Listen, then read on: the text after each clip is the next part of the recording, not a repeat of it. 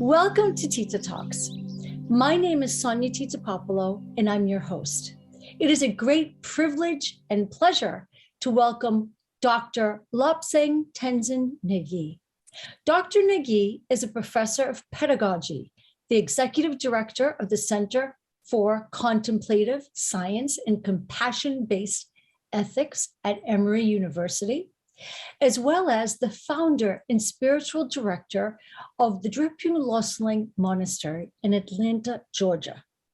Over the past 2 decades, Dr. Negi has been a pioneer of compassion training programs for adults and children.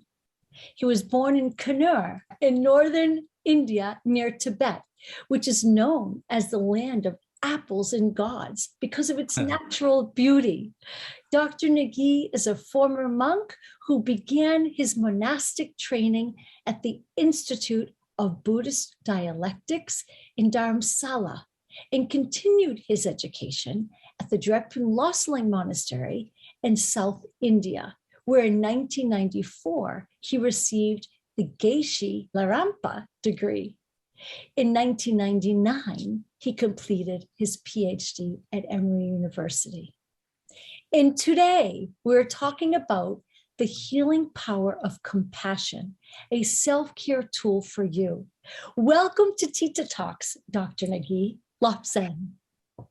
Thank you for having me. It's so nice to see you, Tita, after so many years. Thank you for being here. We are currently experiencing the greatest global transformation of our lifetime. This grand transformation permeates the well-being of every aspect of humankind. Wellness and self-care is at the forefront of this paradigm shift. And in 2020, the global pandemic created a seismic shift in life as we know it. As the executive director for the Center for Contemplative Science and Compassion-Based Ethics, your focus is on 3 specific programs: cognitively based compassion training, social, emotional, and ethical learning, right? C-learning, and Emory Tibet Science Initiative. Can you elaborate on all 3 programs, yet tell us more specifically what is the most exciting aspect as the developer of CBCT, the cognitively based compassion training, and what is your research now reflecting since the COVID-19 pandemic and variants? And if you were able to give a forecast of what is on the horizon, then what do you see coming, and how can the CBCT positively impact humankind? Thank you again for this wonderful question and opportunity to say a little bit about the work we do here at Emory University at our Center for Contemplative Science and Compassion-Based Ethics. It's a mouthful, but we just simply call it Compassion Center. Okay. So that's right, that we have 3, main programs that we focus, and the Emory Tibet Science Initiative, or the ETSI. It's a 6-year kind of program in modern science education, developed particularly for Tibetan monks and nuns. And we're already in the 2nd decade, about 17, 18 years into this work. But this has been one of the kind of long-standing dreams, the visions of His Holiness the Dalai Lama, to bring modern science in Tibetan monastic education. Tibetan monastic education is very, robust, very extensive. It encompasses, psychology, the ethics, the contemplations, of course, philosophy, epistemology, and so forth. But for the past 600 years in the monasteries where this science program has been implemented now, science curriculum was not part of the education, but only in 2014, this became an integral part of their monastic training. So now, the science education is part of the main curriculum, and it is implemented in major Tibetan monastic universities in India. Now, the second program, we have C Learning, Social, Emotional, and Ethical Learning. And this is something that His Holiness the Dalai Lama and Emory University, have worked really closely. And this academic collaboration with His Holiness and Emory goes back to 1998, over 20 years, when it began with a vision to work together to bring the strength from each tradition to advance the knowledge, our human knowledge about human condition.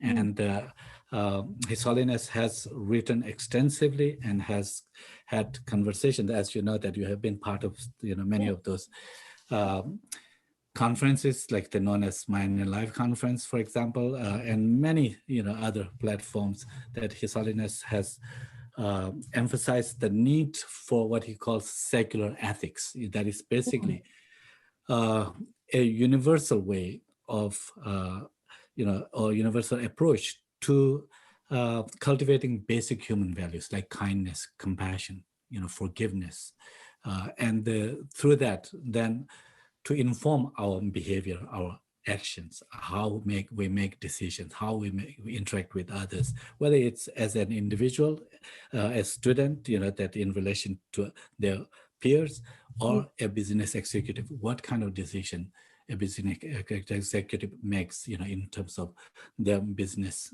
dealings, or a doctor in the medical setting, that how they respond to the patients and others, nurses and other people around. So C learning has to do with this social, emotional, and ethical learning, to bring these basic universal values that are foundation of all the major religions, but also, for those who don't have religious affiliations, these basic human values are important, part of their lives, and that the humanists, that highly appreciate. It has to do with, again, the compassion is, a necessary element for our human flourishing. It is as essential as like the fresh air that we need to survive and flourish. Without the compassion, without this meaningful, authentic, meaningful, warm-hearted connection or feeling towards others, we would wither. So that's why that His Holiness the Dalai Lama has worked with us, to encourage, guided us in creating social, emotional, ethical learning curriculum. And we started back in 2015, and now, social, emotional, ethical learning is worldwide, in over 23 countries, in hundreds of different schools, and it's being implemented in many schools. It was just launched fully in 2019, April 2019. So despite the pandemic, we have been able to bring this to many communities, and it's really wonderful to see that how the educators are responding to this from around the world. Now, the third program, CBCT, or cognitively based compassion training, and this is yes, that's right, that I did develop the protocol for this initially as a research protocol, because we wanted to research, study, to see if through compassion training, one could see a difference in terms of how people respond to stressors, psychosocial stressors. As you know, the psychosocial stressors, are a huge kind of part of our problems today. Like that, the stress that feel chronic stress, and it is correlated with many of our modern day problems, whether Alzheimer's or the depression, anxiety, burnout, the loneliness. These are the kind of the major, epidemics, if you will, that public health epidemic, if you will, that we are witnessing today.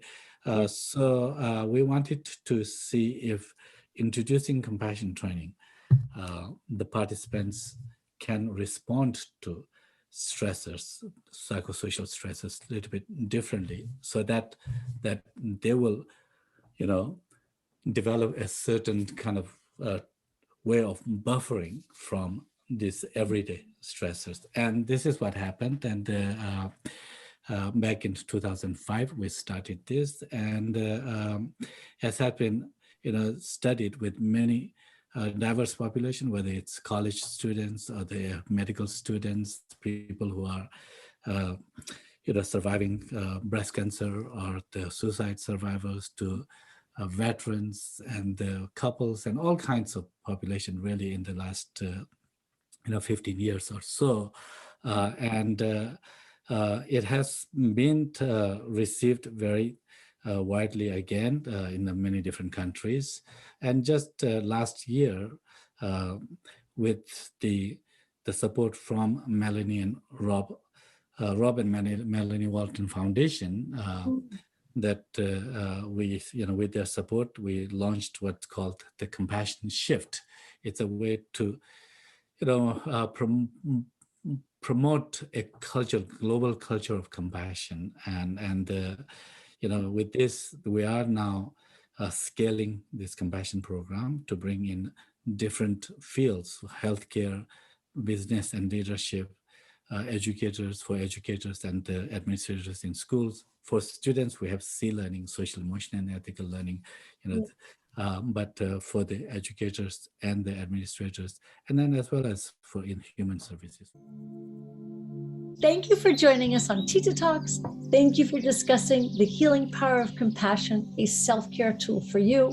And for more information, please go to www.wellnessworldusa.com, www.titatalks.com, and follow us on Instagram at Wellness World USA, at Tita Talks Official, at We Love Tita Talks, and at Sonia Tita Popolo. And for more information about Dr. Lobsang, Tenzi, and Negi's work, then please see as follows: www.driping.org, www.compassion.emory.edu, www.clearning.emory.edu, and www.compassionshift.emory.edu.